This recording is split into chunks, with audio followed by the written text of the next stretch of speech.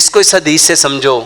پیارے پیغمبر جناب محمد صلی اللہ علیہ وآلہ وسلم نے فرمایا جب کوئی شخص اپنے بھائی کی عدم موجودگی میں اس کے لیے دعا کرتا ہے، اللہ آسمان سے ایک فرشتہ اتارتا ہے اور اللہ اس کو حکم دیتا ہے جیسا اس نے اپنے بھائی کے لیے دعا کی تم نے بھی اس کے لیے ویسی دعا کرنی ہے۔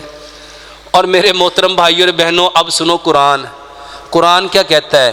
جو مسلمان اپنے بھائی کی عدم موجودگی میں ایسی بات کہتا ہے جو اس کو اچھی نہیں لگے تو وہ ایسے ہے جیسے اپنے مرے ہوئے بھائی کا گوشت کھانا۔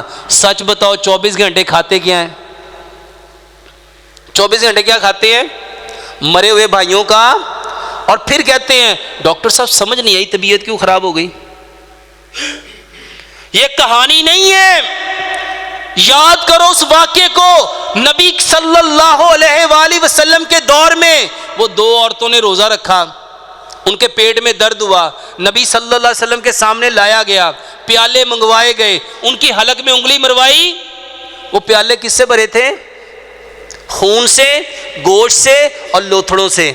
اور کیا فرمایا پیارے پیغمبر جناب محمد صلی اللہ علیہ وسلم نے؟ فرمایا حلال چیزوں سے روزہ رکھا دونوں نے، اور کس سے افطار کر لیا؟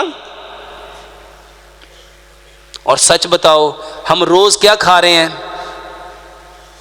حکومت ایسی، نواز شریف ایسا، بے نظیر ایسی، مریم ایسی، بلاول ایسا، عمران خان ایسا، اور کچھ لینا دینا بھی ہے ان سے میں۔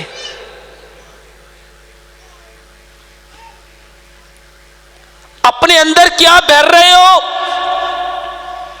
جیسی آپ کی نیت ہے، جیسا آپ کا گمان ہے، آپ کو وہ ملنا ہے۔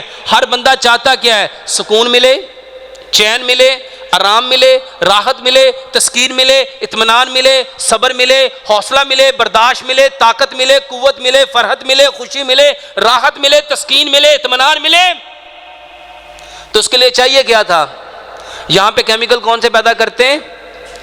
جب بات کرو دوسرے بھائی کے بارے میں، ماشاءاللہ بہت نیک ہے، بہت باوفا ہے، بہت حیا والا ہے، بہت پرسکون ہے، بہت راحت والا ہے، بہت تسکین والا ہے، بہت صبر والا ہے، بہت حوصلے والا ہے، بہت محبت کرنے والا ہے، بہت عزت کرنے والا ہے، کام آنے والا ہے، دوسروں کے دکھ درد کو سمجھنے والا ہے۔ یہاں کیمیکل کون سا بنے گا؟